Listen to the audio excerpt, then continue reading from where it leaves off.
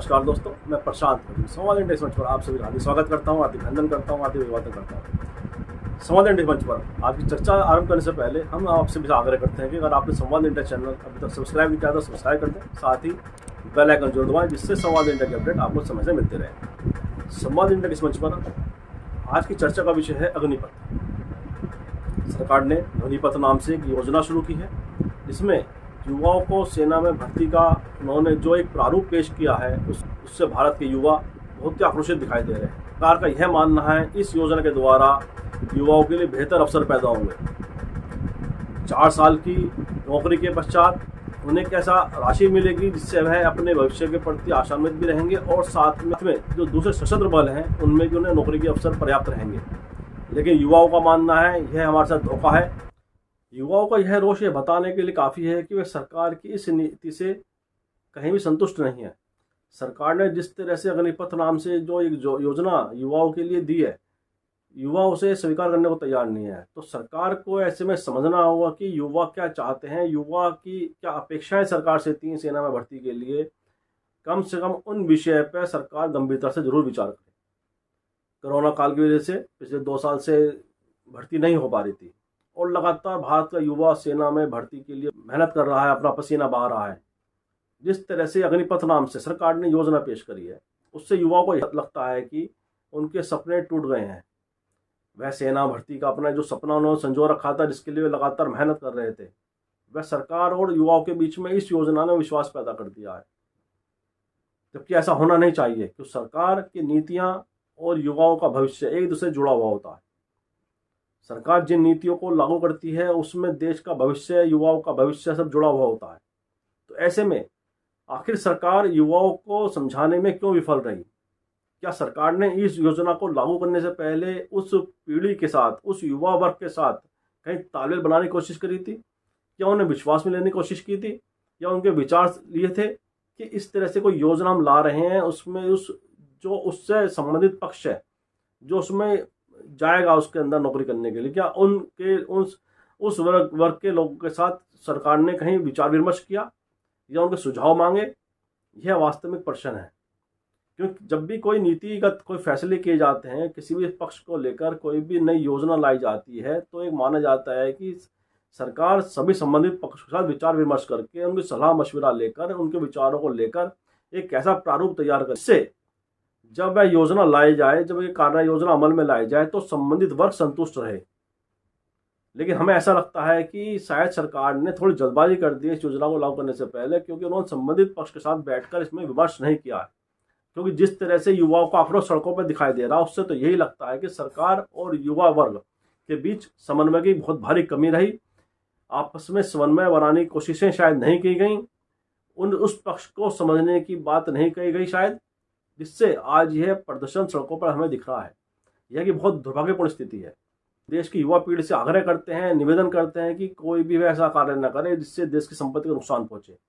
ये गांधी की नीतियों को मानने वाला देश रहा है, गांधी के आदर्शों को, सिद्धांतों को मानने वाला देश रहा है। तो गांधी जी के सत्याग्रह से प्रेरित होकर आपको अगर आंदोलन करना है तो गांधीवादी तर्ज पर आंदोलन करें, शांति प्रिय अपना प्रदर्शन करें, शांति प्रिय अपना आंदोलन करें।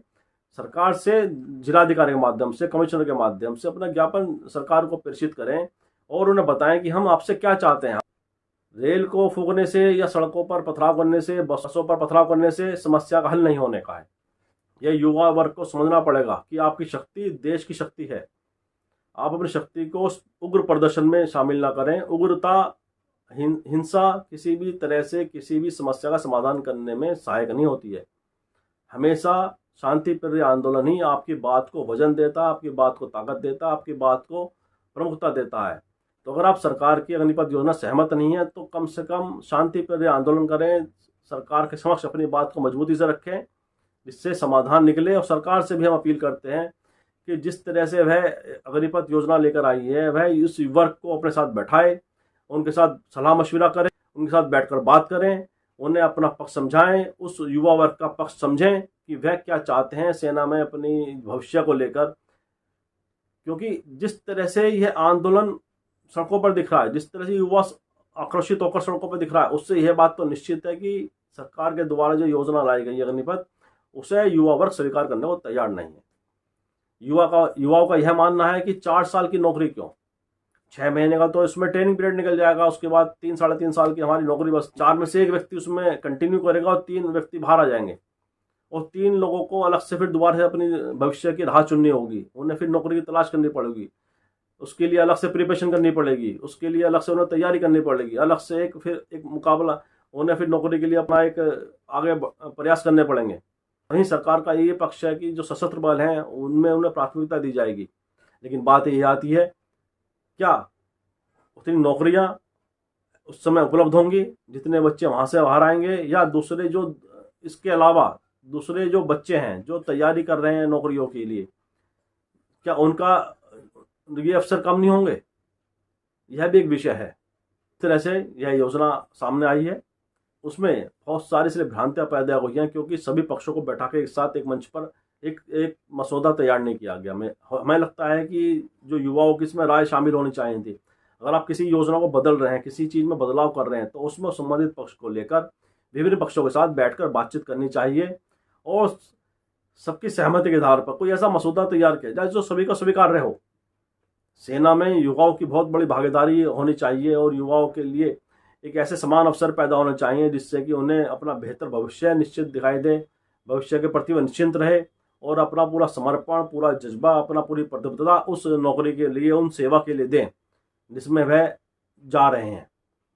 तो सरकार से हम भी इस वीडियो के माध्यम से मांग करते हैं कि वह उस वर्ग को अपने साथ बैठाए जिस वर्ग के लिए उन्होंने यह योजना तैयार की है, उनकी बातों को समझे, उनकी सलाहें उन्हें समझे, उन्हें सुने और उसके आधार पर कुछ ऐसा इस योजना में ऐसा तब्दीली करे जिससे कि वो भी संतुष्ट रहें और सरकार का जो पक्ष है वो भी बना रहे।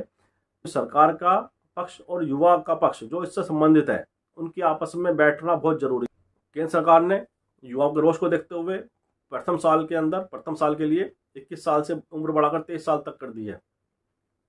उनका ये कहना है कि इससे ज्यादा युवाओं को अवसर मिलेगा और साथ ही 4 साल की नौकरी के पश्चात असम राइफल, सीआरपीएफ जैसे सशस्त्र बलों को प्राथमिकता दी जाएगी जिससे उनका भविष्य सुरक्षित। भी कहना है कि जब वो 4 साल की नौकरी के पश्चात बाहर आएंगे तो उन्हें लगभग 12 लाख रुपए की उन्हें एक मुफ्त राशि मिलेगी, क्योंकि और यह उन्हें जीवन में बड़ी एक सहायता भी करेगी, क्योंकि 21-22 साल की उम्र में 12 लाख की राशि किसी युवाओं के पास व्यक्तिगत रूप से नहीं होती है। लेकिन युवा कहते हैं कि हम 4 साल की नौकरी की मेहनत नहीं कर रहे थे, हम तो पूरे अपने जीवन के लिए मेहनत कर रहे थे। हमारी जो नौकरी है वो 4 साल के बाद 12 लाख रुपए जरूर मिल जाएंगे हमें, लेकिन उसके बाद क्या? उसके बाद हमें दोबारा से प्रिपरेशन करनी है, दोबारा से नौकरी के लिए अपनी लड़ाई लड़नी है, दोबारा से हमें वही प्रयास करने जो हम 4 साल पहले प्रयास किए थे। युवाओं के आक्रोश को देखते हुए भिन्न राजनीतिक दल भी विवाद में आ गए हैं सामने। उन्होंने भी सरकार की आलोचना इस नीति को लेकर की है। उन्होंने कहा सरकार ने युवाओं के भविष्य को चौपट करने के लिए कदम उठाया, युवाओं के भविष्य को ध्यान में न रखते हुए केवल अपने अनुसार उन्होंने ये योजना लागू कर दी है, जिससे देश का युवा आक्रोशित हो रहा है। कांग्रेस ने भी अपना इस चिंता जाहिर करते हुए युवाओं का पक्ष लिया है। उन्होंने कहा कि युवाओं की भविष्य की जिम्मेदारी सरकार की नीतियों पर निर्भर होती है। सरकार ऐसी नीति बनाए जहां युवा अपने सुरक्षित महसूस करें, अपने जीवन के लिए वे आशान्वित रहें, अपने जीवन भविष्य के प्रति अपना उन्हें भरोसा रहे। कांग्रेस ने सरकार से मांग युवाओं के दृष्टिकोण के अनुसार अपनी योजना, अपनी जो नीतियां उन्हें लागू करे। वहीं अन्य सभी जो विपक्षी दल हैं सभी ने सरकार की इस कदम के लिए आलोचना की है।